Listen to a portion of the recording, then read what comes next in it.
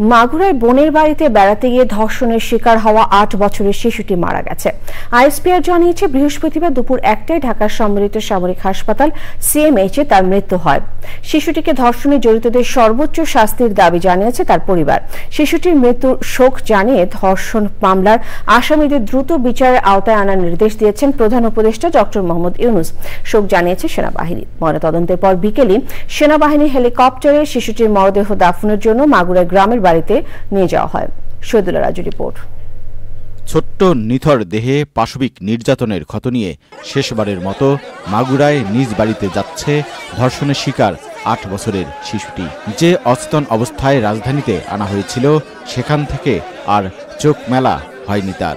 ১ সপ্তাহ জীবন মৃত্যুর সন্ধিক্ষণে থেকে চিকিৎসকদের সব চেষ্টা ব্যর্থ করে পাড়ি জমায় না ফেরার দেশে।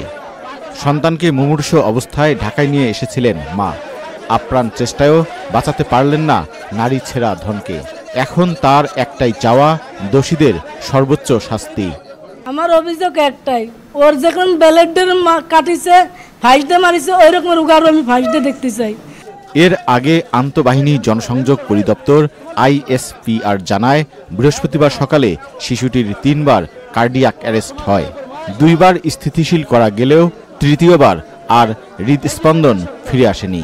দুপুর ১টায় সম্মিলিত সামরিক হাসপাতালে শেষ নিঃশ্বাস ত্যাগ করে সে। বিকেল ৫:৩০টায় শিশুটির মরদেহ সিএমএইচ থেকে সেনাবাহিনীর হেলিকপ্টারে করে মাগুরার উদ্দেশ্যে নেওয়া হয়। আছে আর বোনের জামাই যে তার ভাই সজীব, তার বাবা হিটু এবং সেই মহিলা। আসামির হলো শাস্তি, প্রকাশ্যে ফাঁসি দিতে হবে। দ্রুততার সঙ্গে যত দ্রুত সম্ভব ওদেরকে ফাঁসি দিতে হবে। আর একটা এখানে আর কোনো কথা নেই। শিশুটির মৃত্যুর খবরে সিএমএইচে ছুটে যান বিভিন্ন দলের নেতারা।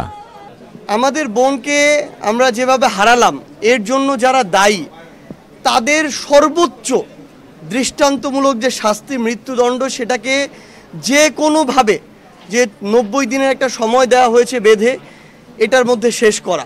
আইনের যে বাধ্যবাধকতা রয়েছে সেই সময়টুকু আমরা সরকারকে দিতে চাই এবং সরকারের পক্ষ থেকে ইতিমধ্যে যে আশ্বস্ত করা হয়েছে, প্রতিশ্রুতি দেওয়া হয়েছে যে আইন সংশোধন করে হলেও অতি দ্রুত সময়ের মধ্যে দৃষ্টান্তমূলক একটি বিচারের মাধ্যমে গোটা বাংলাদেশকে এই মেসেজ দেওয়া হবে যেন আগামী দিনে আর কোনো অপরাধী এই ধরনের অপরাধ করার দুঃসাহস না দেখায়। ৫ই মার্চ মধ্যরাতে বোনের শ্বশুর বাড়িতে ধর্ষণের শিকার হয় শিশুটি। পরে উন্নত চিকিৎসার জন্য ঢাকা মেডিকেল কলেজ হাসপাতালে আনা হয়। অবস্থার অবনতি হলে তাকে নেওয়া হয় ঢাকার সম্মিলিত সামরিক হাসপাতালে। Shahidullah Raju, channel I, Dhaka. এই ঈদে জামা জুতো অ্যাক্সেসরিজের ডিসকাউন্ট।